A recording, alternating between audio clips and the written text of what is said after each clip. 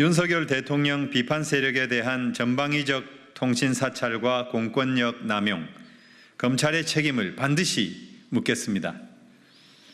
검찰이 이재명, 추미애 의원 등 민주당 국회의원 10여 명과 뉴스타파, 한겨레 등 언론사 및 언론단체 관계자 수백에서 수천 명에 이르는 대규모 통신정보 조회를 한 것으로 드러나 파문이 일고 있습니다. 윤석열 대통령 비판 세력에 대한 무차별적 통신사찰이자 정치사찰이며 공권력 남용입니다. 통신정보 조회 주체인 대검 반부패 수사 일부는 지난해 9월부터 대선 개입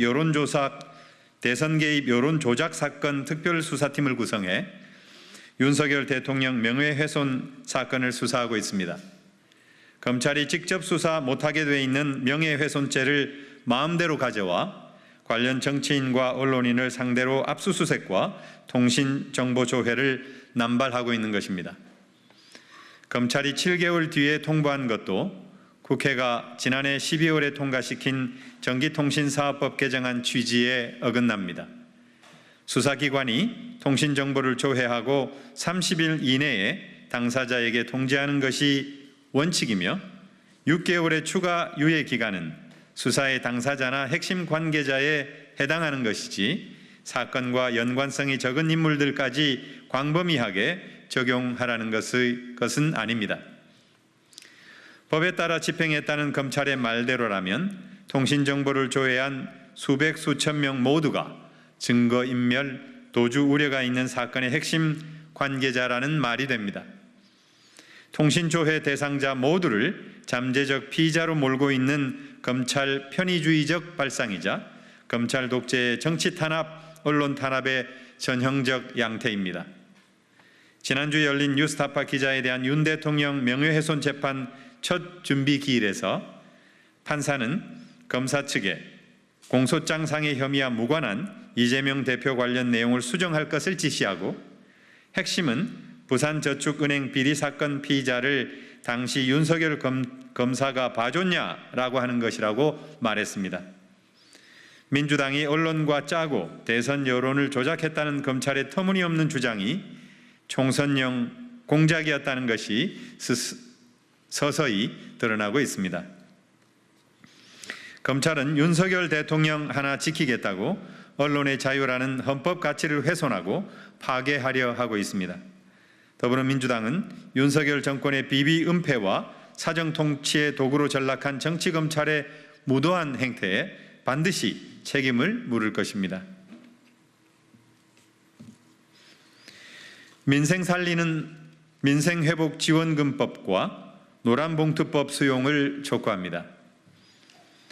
민생회복지원금 지급을 위한 특별조치법 제정안에 이어 오늘 본회의에서 노동조합 및 노동관계조정법 개정안, 일명 노란봉투법이 통과될 예정입니다. 민생회복과 헌법이 정한 노동권 보장을 위해 윤석열 대통령의 대승적 결단을 촉구합니다. 민생회복지원금법은 단순한 복지정책이 아니라 고물가, 고금리로 불황에 빠진 골목 상권에 활력을 불어넣기 위한 내수 진장용 경제정책입니다. 2020년, 2021년 전 국민 재난지원금의 경제효과는 이미 입증된 바 있습니다.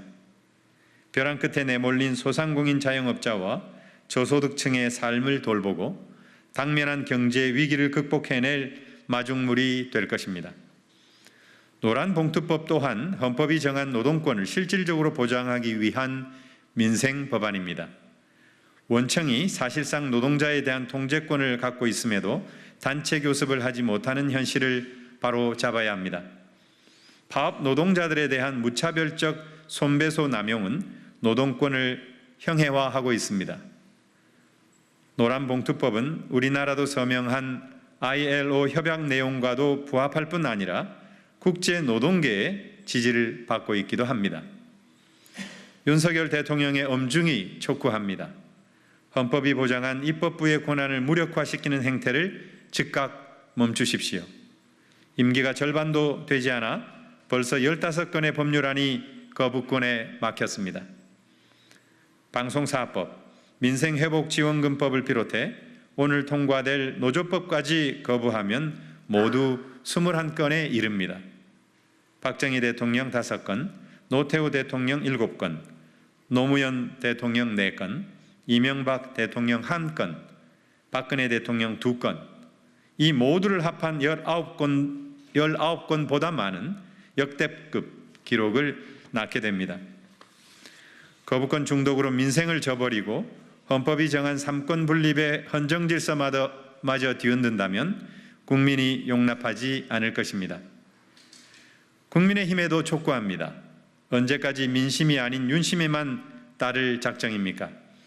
용화대 여의도 출장소라는 오명을 벗고 집권 여당으로서 책임을 무겁게 지기 바랍니다.